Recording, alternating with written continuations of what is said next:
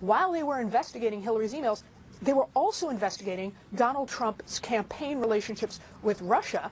But when they reached a conclusion on that, Comey didn't hold a press conference. He didn't send letters to Congress. He didn't make a big hay out of it. It just got kind of buried.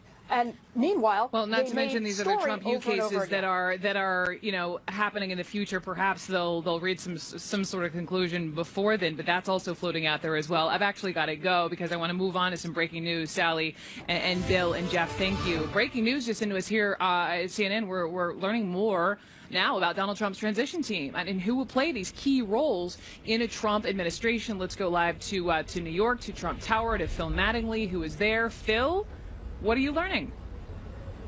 Well, it's not just who's going to play the key roles going forward in a Trump administration. It's who's going to play the key roles on the transition team. Now, Chris Christie, Brooke, has been leading Trump's transition operation for months. He's been the direct contact for the Obama White House. He has basically been running the show. Now, we have been told over the course of the last couple of weeks, Chris Christie has started to step back. Jeff Sessions, the Alabama senator, has played a more robust role in the operation. Now, this is news. A source tells us that Mike Pence, the vice president-elect, is now coming in to run the transition operation. Chris Christie will be bumped down to vice chairman. He will still be involved in the process, but Pence is taking the reins. Now, source says this isn't unusual. Dick Cheney had a similarly large role once the president-elect was actually named. But it's an interesting moment because of a couple of reasons. First and foremost, Chris Christie has been an interesting voice throughout this process inside Donald Trump's orbit. But most recently, people familiar with this saying that he has been urging the Trump operation, Trump's inner circle, to allow a number of those people who were never Trump or critical of Trump to be allowed into the administration, saying it was crucial, particularly on the national security and foreign policy side, that these people be included. They were some of the had more expertise than many other people in the field. They needed to be open to that. Well, Chris Christie has now been moved, at least officially, further away from that inner circle. Mike Pence taking the reins on this front. It'll be really interesting to watch, Brooke, because obviously we know there are a lot of positions that need to be filled fast. A lot of speculation about who will be filling those positions. And now Mike Pence will have kind of probably the biggest role in this whole process, short of the president-elect, Donald Trump. Brooke? All right. So chess pieces moving around, other key pieces about to be filled. We've been really focusing, Phil, on who will serve as President-elect Trump's chief of staff, right? And so the latest reporting had been, could it be the campaign chair, Steve Bannon, who's headed up Breitbart, or could it be RNC chair Reince Priebus? And from what I'm hearing now, sources are pointing to Reince Priebus. Is that correct?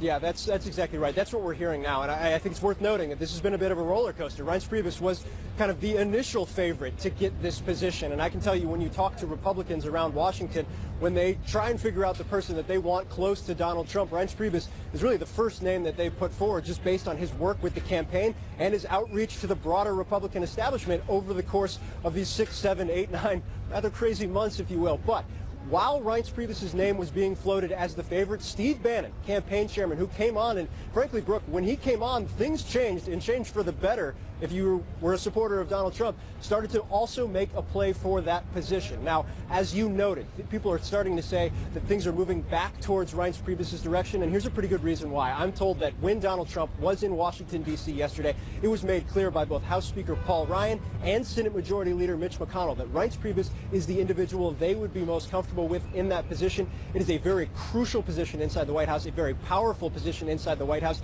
The big question now, and I think this actually extends to all of the major positions that need to be filled, which way does Donald Trump want to go? There's been reporting, we've heard from people that Donald Trump was leaning towards Steve Bannon, feels most comfortable with Steve Bannon, with everybody outside, including some of Trump's inner circle, leaning towards Reince Priebus. Is that the direction that he's going to head? It sounds like yes at the moment, but again, this is very fluid, and it's really all up to the president-elect, Brooke. It is indeed. Phil Mattingly, thank you so much for the news there from Trump Tower. I've got Gloria Borger, who has just been seated. Jeff Zeleny, I'm keeping you around as well, please.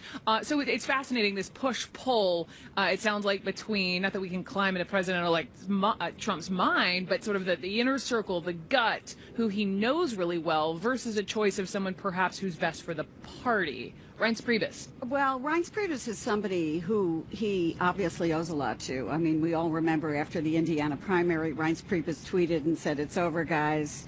Donald Trump is our presumptive nominee. So he has been with him, and he has taken a lot of guff for it from within the Republican establishment. But I think there's also a sense with Trump that Reince Priebus is so close to Paul Ryan, who's kind of been his nemesis this entire race. And the thing about Steve Bannon is Bannon comes on along with Kellyanne Conway, and Trump starts doing better. So I think he listens to Bannon and likes him, but the question is whether the people on Capitol Hill can work with Bannon. You know, Bannon has been somebody who's been affiliated and in charge of Breitbart, right, which has criticized Paul Ryan and a lot of the Republicans on Capitol Hill, so they don't like him very much. I mean, he's slung more arrows at Mitch McConnell and Paul Ryan than he has at Democrats. Yes. That would be incredibly... Didn't he write a book criticizing the Bushes? I mean, this is what, when we talk about alt-right, this is Breitbart, this is Steve Bannon. Why might this be a great move, knowing we have a Republican-controlled House and Senate, and to Gloria's point, the fact that Reince Priebus, he goes way back in Wisconsin with Speaker Ryan. How might that help the cogs turn along? Well, I think it would help in terms of the relationship between the White House and the House, but I'm not sure that Donald Trump's going to need that much help in that respect. I think the chief of staff position, as soon as we know that, we're going to know a lot about who Donald Trump is going to be as president. He is the most evolving, sort of unformed figure, I think, that we have seen in a recent president. And many people in this town, many Republicans, hope he simply becomes, you know, an old-school Republican. I don't think that is likely to happen, but we'll see on the chief of staff thing. But Reince Priebus, he's not exactly going to be an emissary to all of the Hill either, you know, to Chuck Schumer and others, because he's been the head of the opposition. So, you know, there are definitely people who also question, does Reince Priebus have the chops for this, the foreign policy chops, other things. The chief of staff of the White House is the second most important job in this city, probably most stressful, other things. Some Republicans wonder if he has the chops for it. But you don't have to have foreign policy experience per se. I remember Bill Daley was chief of staff, Rahm Emanuel chief of staff, not a lot of foreign policy experience. You have to be able to talk he's to been in the cabinet before and other right, things. but you have to be able to talk to Capitol Hill. Sure. Well, that's right. Bill Daley, you know, was Commerce Secretary.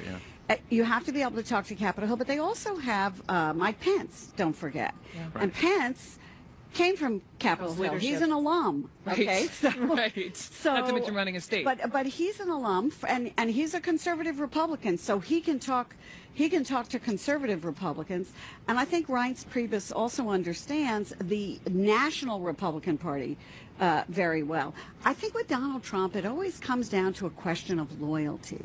Complete loyalty. You know, the fact that Chris Christie is now no longer in charge of the transition. You have more scoop on that. Well, yeah. I mean, everybody's sort of reporting all of this, but Tell me more. I think the point is that Christie was first on board, but I think there's a sense among some Trump people that when the going got tough, Christie got going after the Access Hollywood videotape. Yeah. And I think even though he prepared Trump for his debate right after that he wasn't there at the debate. And so I think it is kind of a loyalty test. Trump demands 100% loyalty. And if there is a crack somewhere, You're out. he's always going to question you. Okay. Gloria and Jeff, thank you so much. Coming up next, President-elect Trump taking heat for a tweet condemning the protesters who were speaking out against him across the country, I should say. Then later, pulled a total 180 on Twitter, praised them. And was Megyn Kelly poisoned before that first debate, including with Donald Trump? She has new revelations about this drama over her face-off in this new book of hers. We have a sneak peek into that. I'm Brooke Baldwin here in Washington. You're watching CNN's special live coverage. Define your style at Men's Warehouse. Now through November 13th, buy one, get one free on seasonal favorites throughout the store. And designer suits are just $249.99. Plus, layer up for warmth with 50% off all outerwear. Men's Warehouse. Rise to the occasion. Now that Karen's taking Osteo Biflex, she's noticing a real difference in her joint comfort. She is sick. And high levels of humiliation in her daughter. In just 7 days, your joint comfort can be your kid's discomfort. Osteo Biflex, made to move. How's yours, Mom? Ask your dad. Now at Ruby Tuesday for just $12.99, enjoy a favorite entree, 2 sides, endless garden bar, plus your choice of dessert, and some of theirs. 3 courses, just $12.99, only at Ruby Tuesday. What makes this simple salad the best simple salad ever? Heart-healthy California walnuts. The best simple veggie dish ever. Heart-healthy California walnuts. The best simple dinner ever?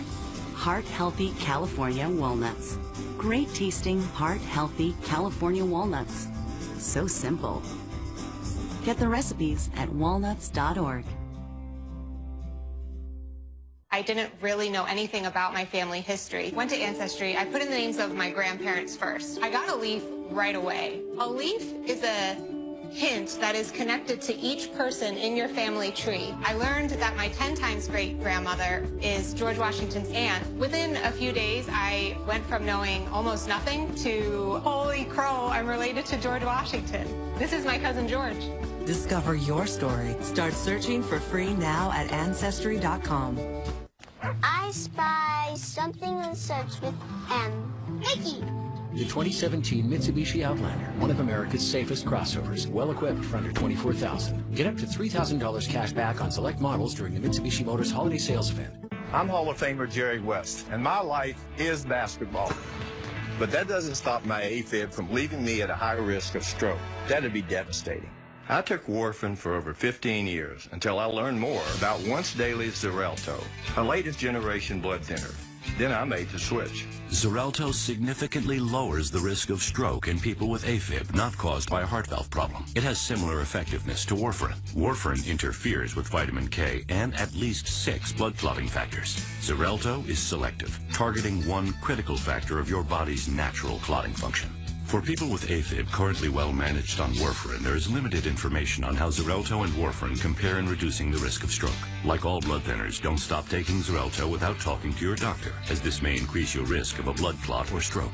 While taking, you may bruise more easily, and it may take longer for bleeding to stop. Xarelto may increase your risk of bleeding if you take certain medicines. Xarelto can cause serious and, in rare cases, fatal bleeding. Get help right away for unexpected bleeding, unusual bruising, or tingling. If you have had spinal anesthesia while on Xarelto, watch for back pain or any nerve or muscle-related signs or symptoms.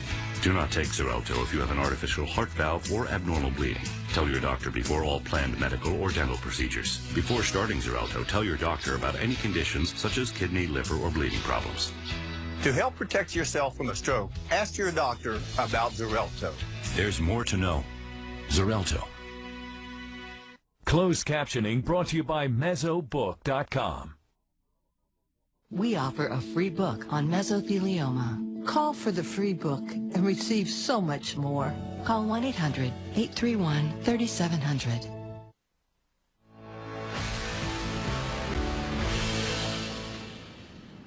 And we're back. We're in Washington, D.C. I'm Brooke Baldwin. Thanks for being with me. Let's get back to those protests and demonstrations erupting across this country. Much of it is in the wake of this past week's historic election. Thousands of protesters poured into the streets across the U.S. overnight. Most of the rallies, we should add, though, were peaceful. But in Portland, Oregon, tensions exploded.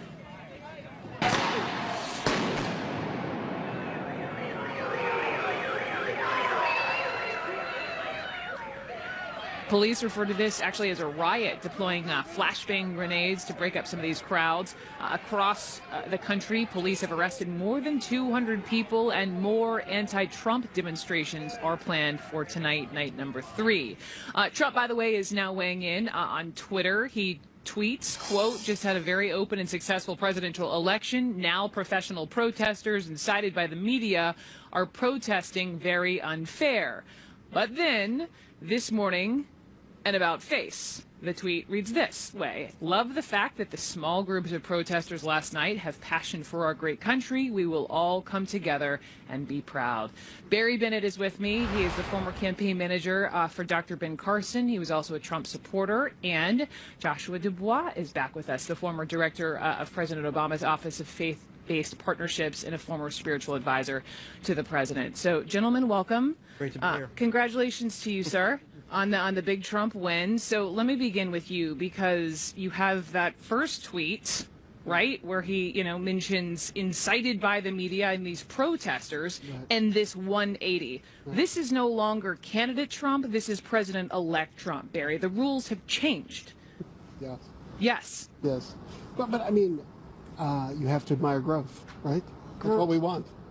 I mean, it must have been the That's what I quickest want. turnaround of some sort of cleanup on the Trump side on a Twitter But I mean, we've ever seen. I like the trend line. I appreciate the positive response, but can we go back to that initial tweet, if I may, from the president-elect? Just had a very open and successful presidential election. Now professional protesters incited by the media are protesting.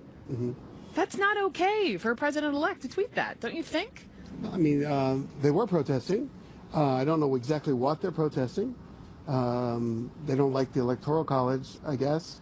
We Or the learned person about it who in high won. school. I don't have any problem with peaceful protests. Peaceful protests are good.